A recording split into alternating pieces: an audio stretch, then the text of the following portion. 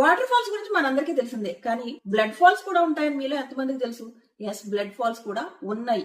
అది కూడా ఎక్కడంటే అంటార్కిటికాలో తెల్లని అందమైన మంచు కొండల మధ్యలో ముదురు ఎరుపు రంగు వాటర్ రక్తంలా ప్రవహిస్తూ ఉంటుంది కిందకి.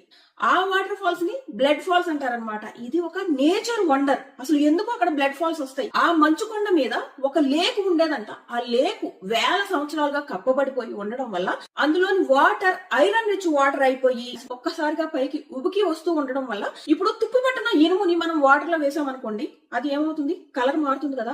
ఈ ఐరన్ రిచ్ సాల్ట్ వాటర్ ఏదైతే ఉందో అది పైకి వచ్చేటప్పటికి గాలిలో ఆక్సిజన్ ఎప్పుడైతే ఆ వాటర్ తగులుతుందో వెంటనే ఆక్సిడైజ్ అయిపోయి రక్తం లాగా కలర్ మారిపోయి ప్రవహిస్తుంది అనమాట. అండ్ ఇంకో విషయం ఏంటంటే, ఉష్ణోగ్రతలు ఎంతైనా తగ్గని ఆ వాటర్ మాత్రం గడ్డ కట్టదు. అలా గడ్డ కట్టకపోవడానికి రీజన్ ఏంటంటే, అందులో ఎక్కువ మోతాదులో సాల్ట్ ఉండడం ఒక రీజన్ అయితే, ఆ వాటర్ కూడా హీట్ రిలీజ్ చేస్తుంది. వాటర్ ఫాల్స్ కి వెళ్ళాలి అనుకుంటాం కదా, ఇప్పుడు మీకు బ్లడ్ ఫాల్స్ కి వెళ్ళాలని అనిపిస్తుందా?